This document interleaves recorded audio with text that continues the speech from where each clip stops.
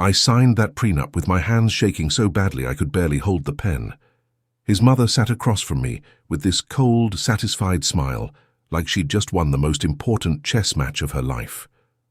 3 months later, when my father's military attorney called about my inheritance, that smug expression disappeared so fast you'd think someone had slapped it right off her face. "She's just a librarian," I'd heard Victoria Washington whisper to her country club friends. "We have to protect Dylan's assets." Well, she was about to learn exactly what this just a librarian was worth. It started 18 months ago when I met Dylan Washington in the biography section of the downtown library where I worked. I was standing on a step stool, reaching for the top shelf when a heavy book about military history came tumbling down. Before it could knock me unconscious, strong hands caught it inches from my head. "Careful there," said this warm, deep voice. "Books can be dangerous weapons." I looked up into the most beautiful brown eyes I'd ever seen. Dylan Washington was everything I wasn't: wealthy, polished, wearing a suit that probably cost more than my monthly rent. But when he smiled at me, none of that seemed to matter. "I'm Dylan," he said, still holding the book. "Serena Mitchell," I replied, suddenly aware of my simple blouse from Target. We talked for 2 hours that day, standing between the shelves while the library hummed with quiet activity. He was an architect who specialized in sustainable design. I was a head librarian making $48,000 a year and living in a 1-bedroom apartment. On paper, we made no sense. But in person, we just clicked. For 8 months, Dylan pursued me like I was precious. Coffee deliveries during my lunch breaks, surprise visits to help with literacy programs, dinners at restaurants I'd only seen in magazines.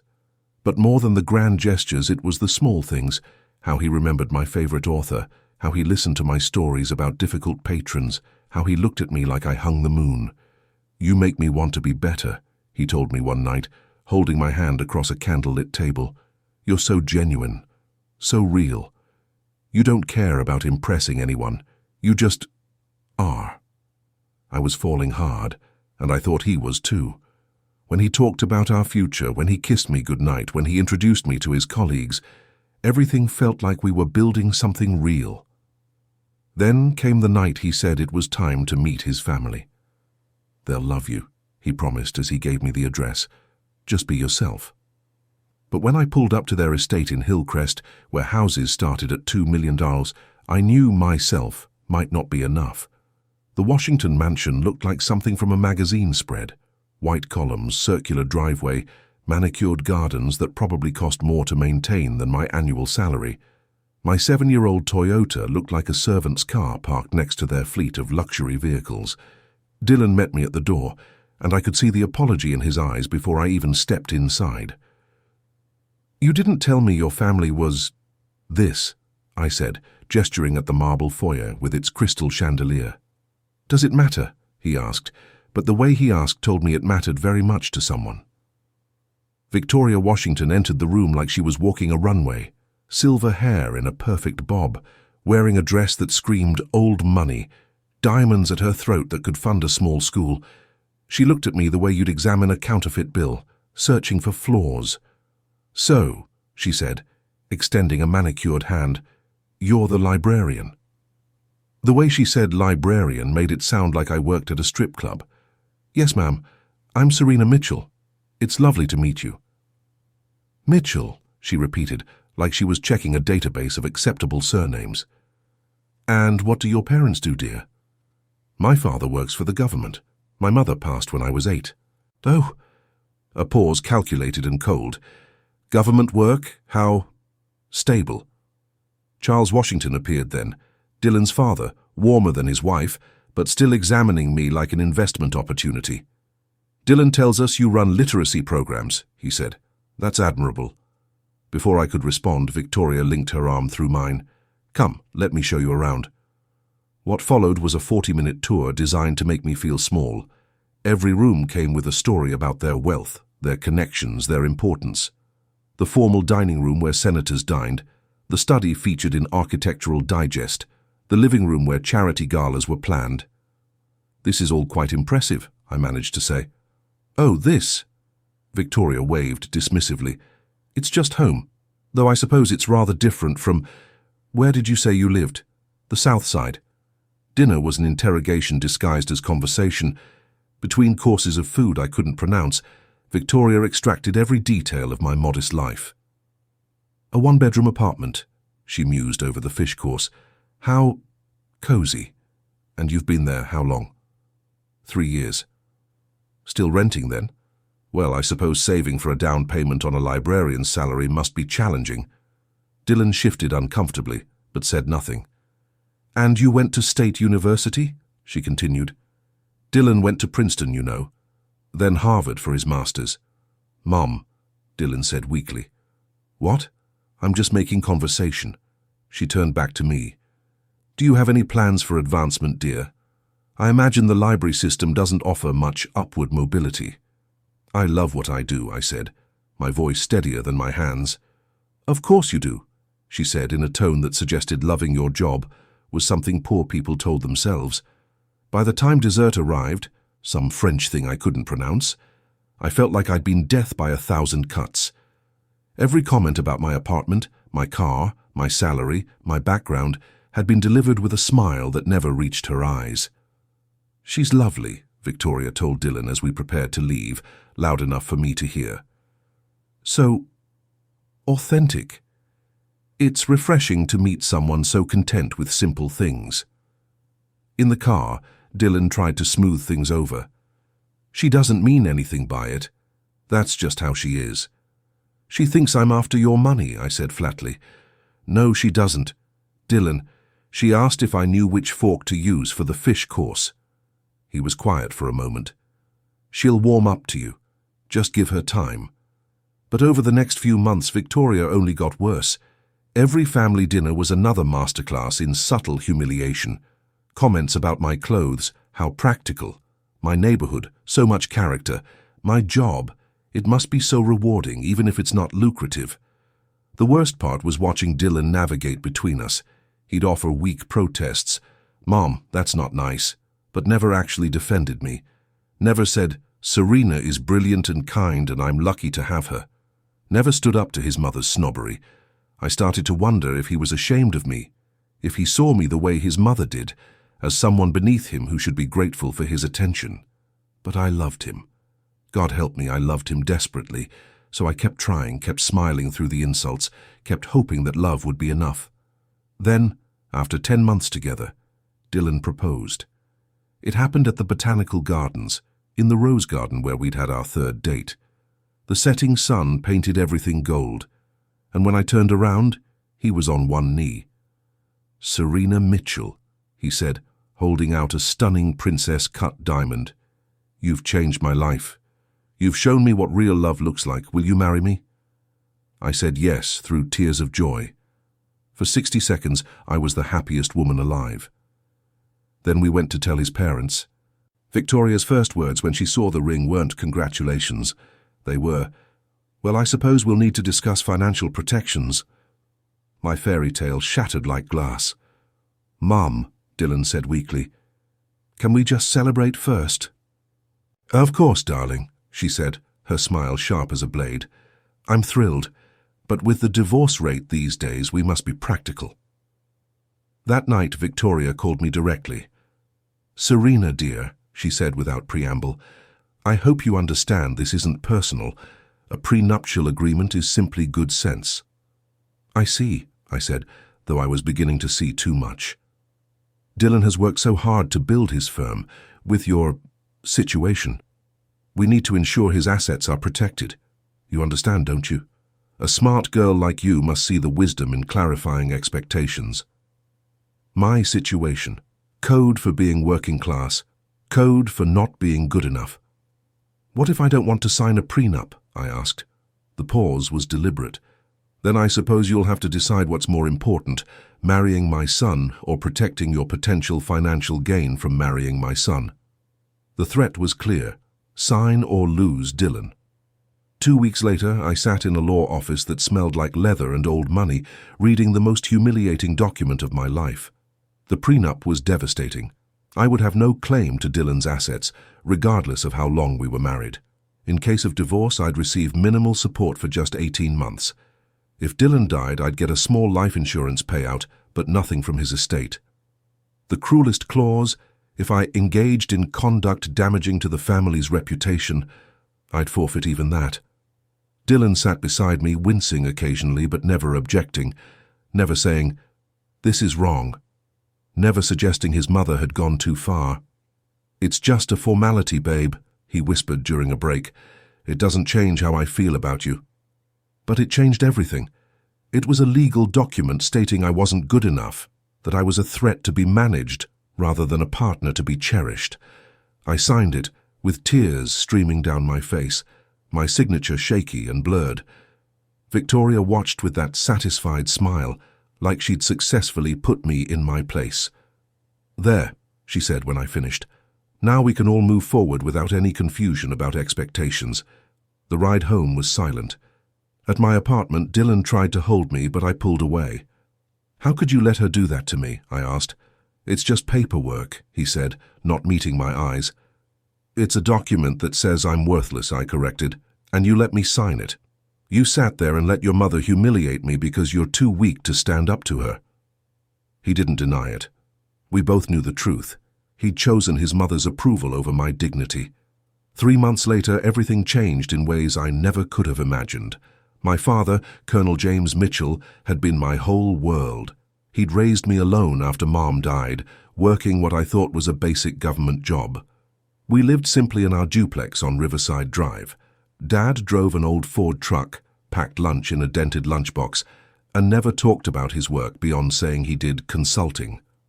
But he was everything to me. He never missed a school play or parent-teacher conference. He taught me to be strong, to work hard, to treat everyone with respect. Most importantly, he taught me that dignity came from character, not cash. "You're a Mitchell," he'd say when I faced bullies. "We don't bow to anyone and we don't look down on anyone. We stand tall and do what's right."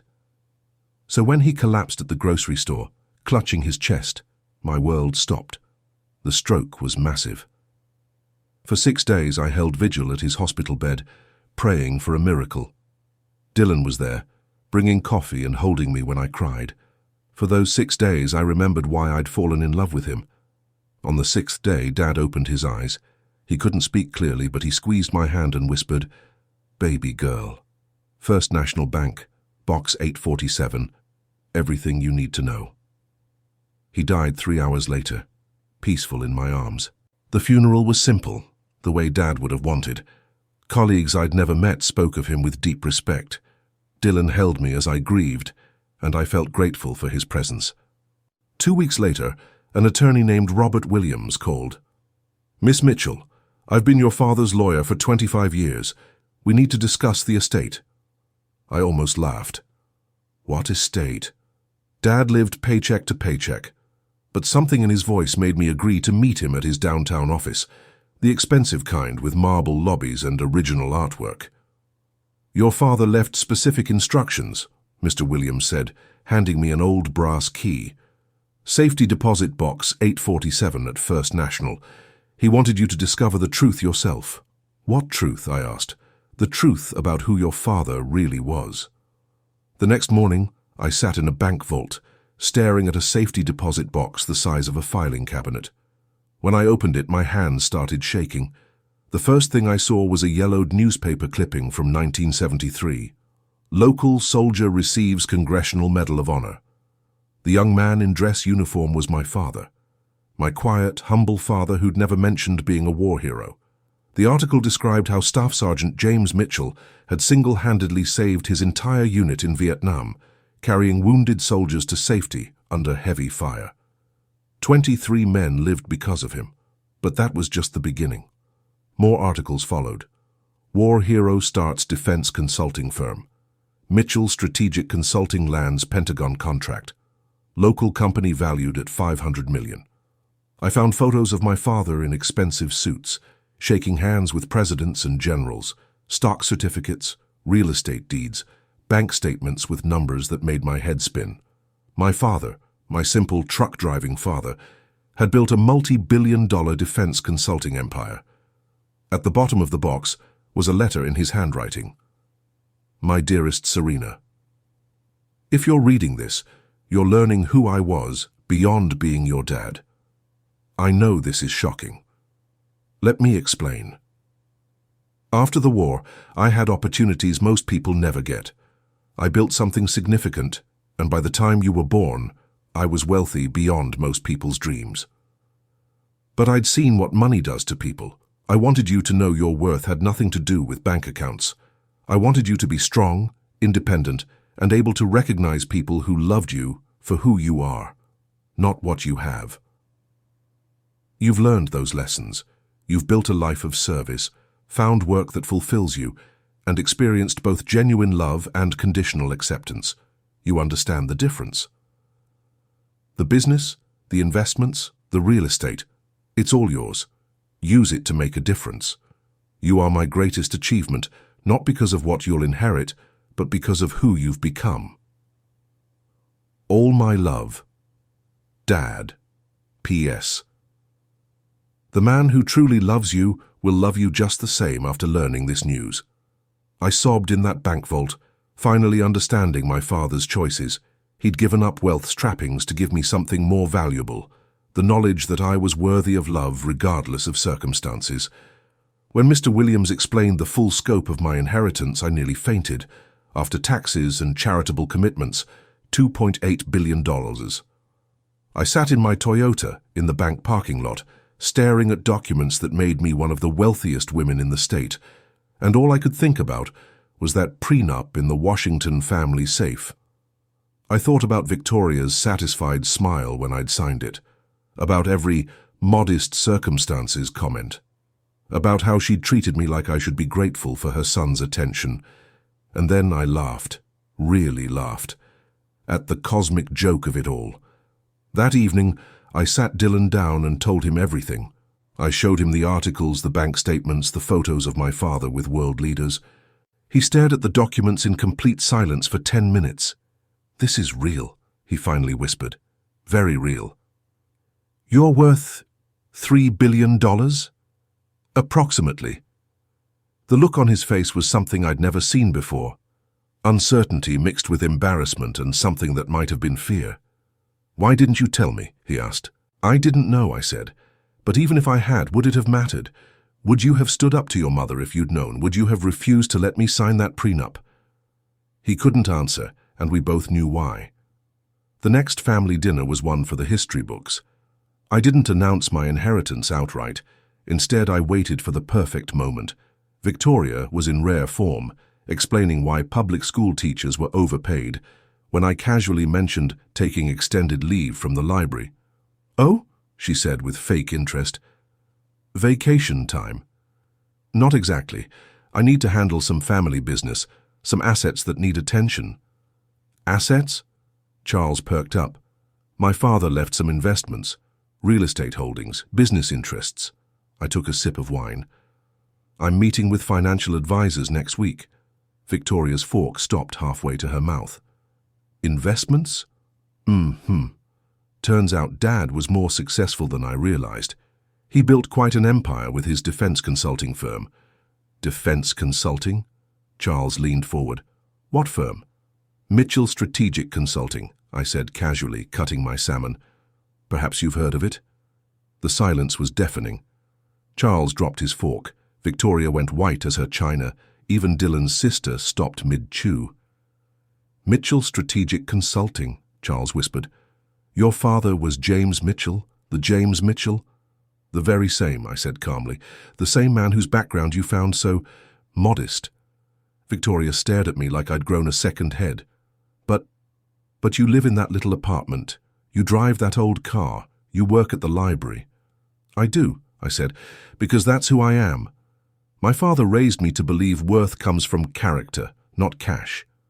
I pulled out some bank statements Mr. Williams had given me, laying them on the table like playing cards. "These are just the liquid assets," I said, watching their faces. "The real estate and business interests are being evaluated separately." Victoria's hands shook as she picked up a statement. Her voice came out strangled. "These numbers, they can't be right." "Oh, they're correct. After taxes and charitable commitments, I'm inheriting approximately $2.8 billion, give or take a few million." The transformation was instant and almost comical. Victoria began backtracking so fast she nearly gave herself whiplash. "Of course, I always suspected there was more to your background," she lied smoothly. "Your father's bearing at the funeral, clearly a man of distinction."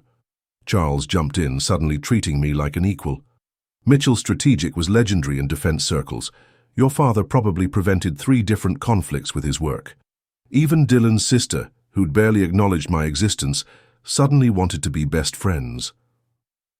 We should do lunch next week." But I watched Dylan most carefully. He wasn't celebrating. He was drowning in embarrassment. Embarrassed about the prenup, about his family's treatment of me, but mostly embarrassed that his fiancée was now worth more than his entire extended family combined. "Why didn't you tell me?" he kept asking over the following days. "Would it have changed anything?" I asked. "Would you have loved me differently? Would your mother have shown me respect? Or would she have just found new ways to make me feel small?" He couldn't answer because we both knew the truth. His love had always been conditional on me being grateful, on me being the lesser partner, on me needing him more than he needed me. The relationship limped along for 6 more weeks, but we both knew it was over. Dylan couldn't handle the role reversal. He'd loved being my savior, my introduction to a better life. Now that I was above his level, he didn't know how to relate to me. "I feel like I don't even know you," he'd say. "You don't," I realized. "You knew the version of me that needed you. You don't know what to do with the version who doesn't." Victoria, meanwhile, went into damage control mode. Suddenly I was brilliant, had such potential, came from good stock. She tried to convince me the prenup had been Charles's idea, that she'd always known Dylan and I were perfect together. The final break came when Dylan suggested we tear up the prenup and start fresh. "We love each other," he said over dinner at an expensive restaurant. "We can get past this." "Can we?" I asked. Because the man I thought I loved would never have let me sign that prenup. He would have stood up to his mother. He would have seen my worth before knowing my net worth. "That's not fair." "It's completely fair," I said, removing my engagement ring. "Love isn't complicated, Dylan. Either you love someone enough to fight for them or you don't." I placed the ring on the table. "I'm keeping the prenup. Not from bitterness, but as a reminder." "Of what?" "That I deserve someone who'll fight the world for me, not someone who needs to check my bank balance before he'll fight his own mother." I walked out and never looked back. 6 months later, I was building a new life. I'd moved to a beautiful house, not to show off, but because I finally felt worthy of nice things. I'd taken leave from the library to establish the Colonel James Mitchell Foundation, focusing on veteran support and education. I was also building 3 new libraries in underserved communities. That's how I met David Rodriguez, a social worker advocating for better educational resources. "I don't care if you're worth billions or pennies," he said at our first meeting. "What matters is whether you're serious about helping these kids." When I suggested continuing our discussion over coffee, he said, "Sure, but I'm buying. I don't want anyone thinking I'm schmoozing the rich lady." David made a fraction of what I had, but he was rich in ways that mattered. He'd grown up in the neighborhood where we were building, worked his way through school, and now gave back to his community. He fell in love with my laugh before he knew about my money. 6 months into dating, when I finally told him about the inheritance, his reaction was everything Dylan's hadn't been. "That's amazing," he said. "What a gift your father gave you. Not just the money, but the wisdom to handle it right. Doesn't it bother you that I'm worth so much more?" He looked at me like I was crazy. "Why would it? Your money doesn't change who you are or how much I love you." "But what will people think?" "Who cares?" he said simply. "The people who matter will see we love each other. The rest can gossip all they want." That's when I knew I'd found what my father wanted for me. Someone who loved me for who I was, not what I had. A year later, David proposed at the opening of our first library in front of the community we served together. No prenup, no conditions, just love, respect, and partnership. Today, we've built 5 libraries, expanded the foundation to 12 states, and started a family. Our daughter Grace is 6 months old, already showing her father's determination and her grandfather's strength. The prenup still sits in my desk drawer, not as a reminder of pain, but of growth. It reminds me that worth isn't determined by others' opinions, that love without respect isn't love at all. Sometimes I think about Dylan and hope he learns something about the difference between loving someone and controlling them. Victoria occasionally tries to contact me for donations. I'm polite, but distant. I don't hate her. I pity her. She's so focused on status that she misses real connections. My father was right. The man who truly loves you will love you just the same after learning this news. He prepared me to recognize real love by letting me experience conditional love first. He gave me the strength to walk away from those who saw my bank account before they saw my heart. You know what? This story isn't just about money or revenge. It's about knowing your worth when the world tries to make you feel small. It's about recognizing that the people who truly matter will love you for who you are, not what you have. If this story touched your heart, if it reminded you that you deserve respect and unconditional love, then please hit that subscribe button. These stories matter because they remind us that we're all worthy of love, dignity, and respect, regardless of our bank accounts. I want to hear from you in the comments. Tell me about a time when someone underestimated you. Tell me about a moment when you realized your worth. And please, let me know where you're watching from. I love connecting with people from all over the world who believe in the power of these stories. Remember, you are worth more than anyone's assumptions, more than anyone's prejudices, more than anyone's limited understanding of who you are. True love sees you, values you, and fights for you, not because of what you have, but because of who you are. Don't settle for anything less. The right person will love you for exactly who you are. The wrong person will try to change you into who they think you should be. Know the difference and choose accordingly. You are worth fighting for. You are worth standing up for. You are worth loving completely and unconditionally. Don't let anyone's prenup, literal or metaphorical, make you feel otherwise. If you believe in love that sees beyond the surface, if you believe in standing up for what's right, if you believe that every person deserves dignity and respect, then this channel is for you. Subscribe, share this story, and let's keep spreading the message that love without respect isn't love at all. Where are you watching from? Drop a comment below and let's build a community of people who believe in real love, real respect, and real worth. Until next time, remember, you are enough, exactly as you are.